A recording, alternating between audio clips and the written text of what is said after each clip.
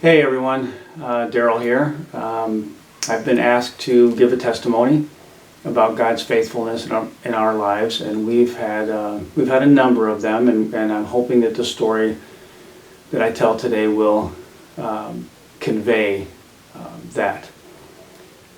So the story I'm telling is about our son Corey, our youngest son. He is not a believer currently, and we got a call from his best friend at 9 o'clock one evening saying that he had fallen out of a tree, and he was injured really badly, and it didn't look too good, and they were taking him to the ER. He called later with an update. You know, we obviously prayed for him immediately because he's not a believer. And you know, Vicky was worried and anxious ridden, and we'd been up all day and done lots of things, so we couldn't take off that night. So later on that evening we got another call with an update, and we'd learned that he had broken 3 vertebrae in his neck. The tree he fell out of was about 10 feet, you know, from the air when he fell out and landed on his back vertically. And it was just incredible. And a side note, his blind little Chihuahua dog came and got on his chest and just loved all over him. That was just an amazing story in of itself. So we headed to New Orleans the next morning, and we had no idea how we were going to be able to afford you know, the hotel room and gas, you know, to get down there, because how do you do that? So on the way down there, my sister-in-law called me and said, "Hey, I've got enough Expedia points through my business of travel and stuff. I can afford to put you up in a hotel for 5 days without any charge to any of us." And that was a direct answer for prayer right there. We were just praising the Lord on the way down.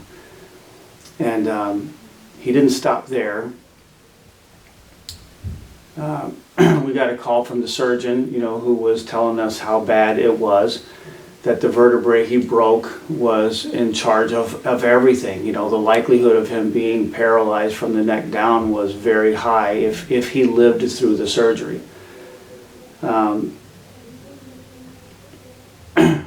We had to give permission because we were his next of kin, and we gave permission to get the surgery, and they replaced the vertebrae with they had to drill it out and replace it with a titanium version. So it's we were a little bit freaked out over it, but we gave it to God.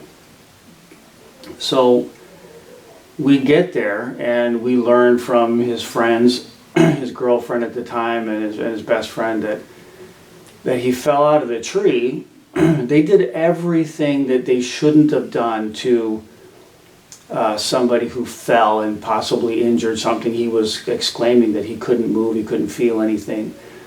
They sat him up, they moved him, thankfully his best friend held his neck, you know, his head in place. They picked him up, moved him into the house, they put him on his bed, they massaged his neck. They stuffed him into this little car and drove him to the ER themselves. They did not call an ambulance. So, I mean, everything that you're not supposed to do, they did. And when they got to the ER, they told him, you know, what had happened, and they didn't expect, I mean, they expected the worst. The hospital staff expected the worst. So we got there the following evening, and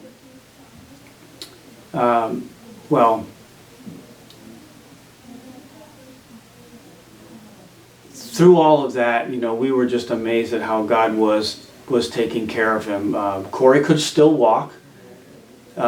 He was still alive. The nursing staff was amazed, and his friends would come over and take care of him, and a couple of times during the week. And when they did that, we were allowed to go out, and we had an opportunity to serve. There's a local church that we go to when we're there, and they have some ministries there in the evenings, and as God would have it, He allowed me to preach twice while we were there, you know, and also serve the community by feeding the homeless in the in the square. So